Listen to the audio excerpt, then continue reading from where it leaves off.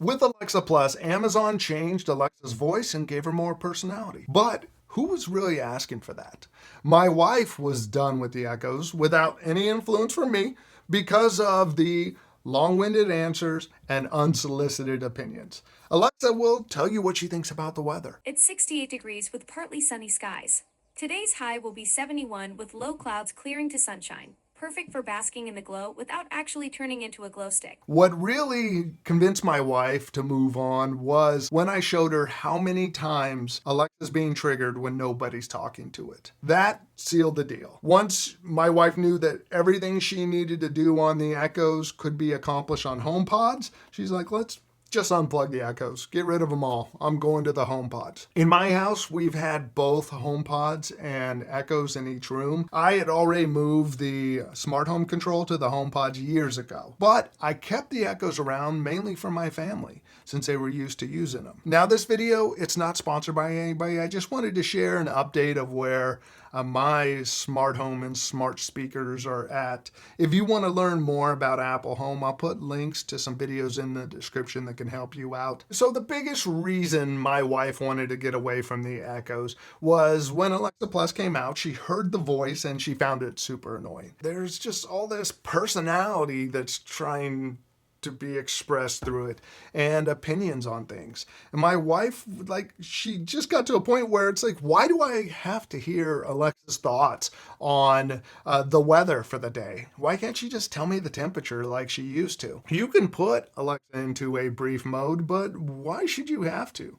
Why is that not the default? And instead you choose to toggle on personality mode. I think a lot less people would be irritated with Alexa Plus had they gone that route instead. But for us, the Echoes are no longer about the smart home, and there's not much my wife is doing with it. So she was happy to make the switch, and she was the one that suggested I just unplug all the Echoes. That way, if she goes to make a request when she doesn't get any kind of response, it'll remind her to ask Siri instead. Now, my wife's gotten to this point on her own. I've given up on trying to get her to use the HomePods.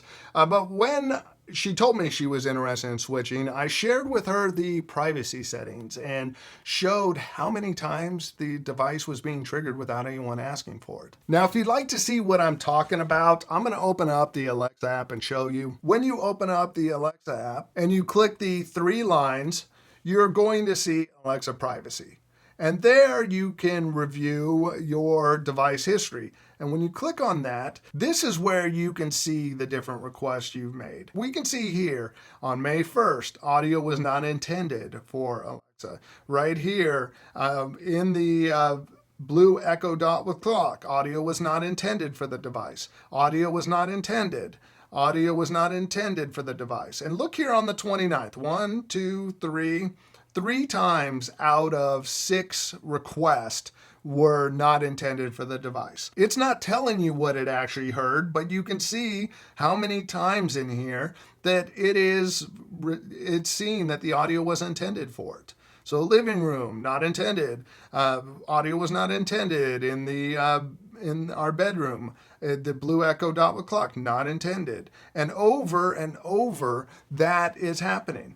So something to look at. Go underneath these settings and check out your privacy history. Some other things to look at under the privacy settings is check out manage your data and see what that's set to.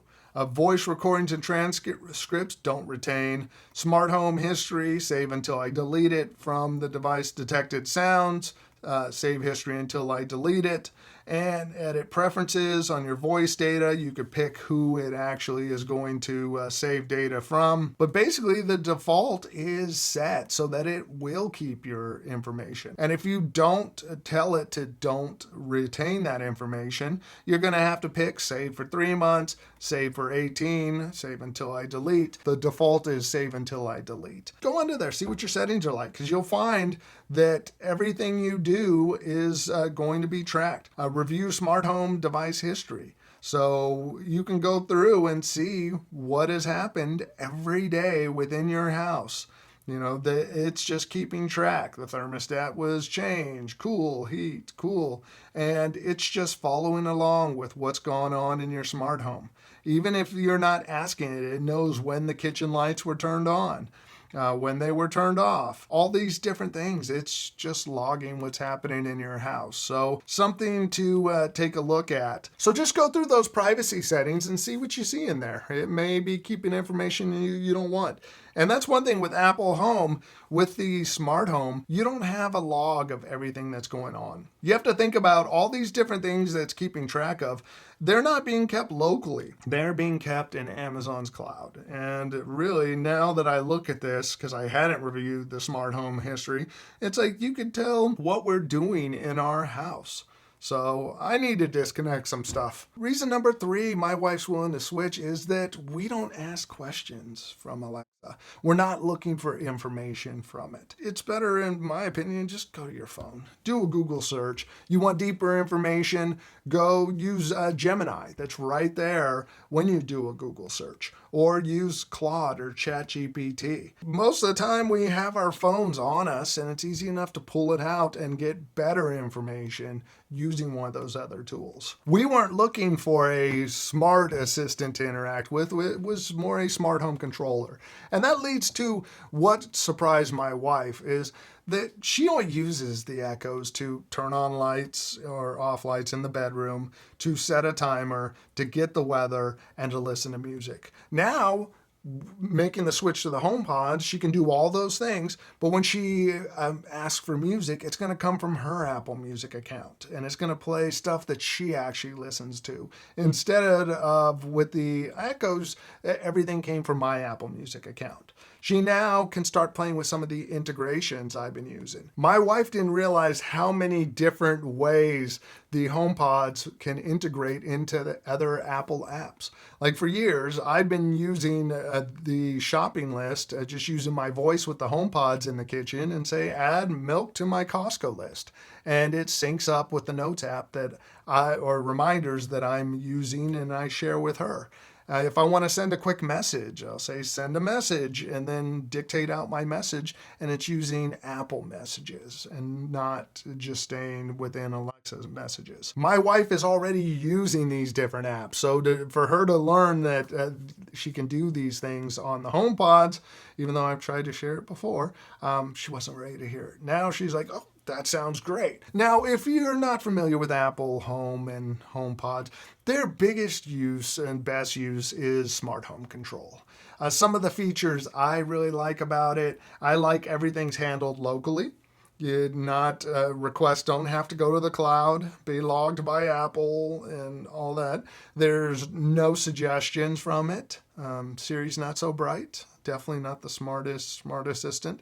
There's no ads. I don't get recommended stuff I don't need. I just get a smart speaker that executes things that I want to happen. If you want to request information, go to ChatGPT, go to Claude, Gemini, do a Google search. Do not depend on Siri, because Siri's only going to send you to your phone to do it anyway. So I don't want to oversell Apple Home. Now, great thing with Apple Home, though, is being able to use the Home app on any Apple device. I can control any of my devices right from my watch. One of the big things I love is with the Aqara U400 Smart Lock. I just walk up and the ultra wideband chip in my phone unlocks the door automatically.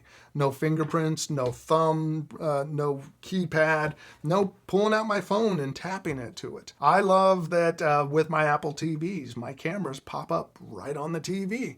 And the video footage is saved into my iCloud account. So I'm not paying another company, like I'm not paying Ring to store cloud footage for me. Instead, it's going in the iCloud account I already have. By going that route and saving into my iCloud account, I'm not only not paying for an additional service, but that service is not sharing video footage with law enforcement. Now, before you think about switching, again, I want to mention Siri is not great as a smart assistant. I think it executes commands well.